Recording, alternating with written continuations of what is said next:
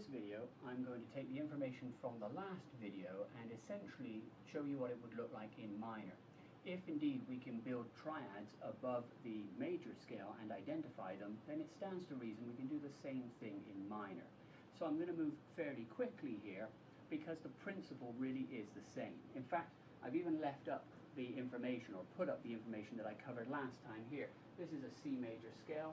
It has triads built above each of the scale degree members, and these are the chords that emerge when you identify each of the chords above each of the members of the scale. You have a C major chord, a D minor chord, an E minor chord, and so on. That we covered last time.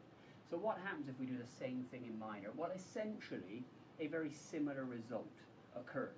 The difference with minor, remember, is that we have three forms of the minor scale, and so occasionally there are a few moments where whether or not we raise the leading tone can impact the type of chord we end up with. So, working our way through, remember that in minor we would have a key signature in place, and that key signature, in this case 3 flats for C minor, will affect the chords as we go through. It will mean that this becomes an E flat.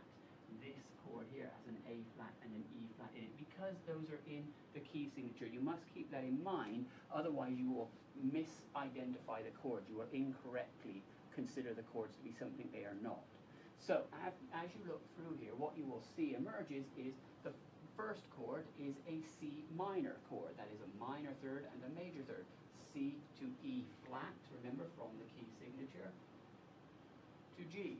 C, E flat, and G creates a minor chord. So the 1 chord in minor is minor. The 2 chord is actually diminished. The D, F, A flat creates a diminished 2 chord. The 3 chord, this is an interesting chord. If you raise the leading tone, it becomes an augmented chord, but if you do not raise the leading tone, it is a major chord. So the 3 chord can be major or augmented, and it isn't used very often anyway, but the fact that it can be either way is something we need to keep in the back of our minds. The 4 chord is minor. That would be F, A flat, C. It's a minor chord. The 5 chord is major. It actually is very similar to the chord in major because most of the time we do raise the leading tone and we have a major chord. Occasionally you'll have the B flat or the subtonic will be used, and that will create a minor 4 chord, but it's very rare. Most of the time your 5 chord will be major. Your 6 chord is major, A flat chord. It's a major chord where it was minor before in major. And in the 7 chord in minor is a diminished chord, again because we usually raise the leading tone. If you do not raise the leading tone, occasionally that will happen. The leading tone will not be raised and you'll end up with a major chord. But otherwise it is a minor, it is a diminished chord like it is in major. So it has similar characteristics. So each of these chords then would have a Roman numeral that we could apply to it, and again, following our convention, 1 would be minor, 2 would be minor but would be diminished, so it would have the lower case with the diminished symbol. 3 would be capital for major and could have the plus sign if indeed it has the raised leading tone. The 4 would be minor, 5 would be major most of the time, 6 would be major, and 7 would be lowercase with the diminished sign, assuming that it was the leading tone was raised, and then we would have a diminished chord at the end.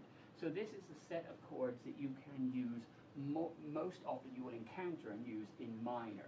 And again, the principle is very similar to that of major. It just creates a different set of chords, and you should be aware of the quality of each of the chords above the scale degrees of a minor scale, so that you know what to expect when you're creating pieces of music in minor, what chords are available to you.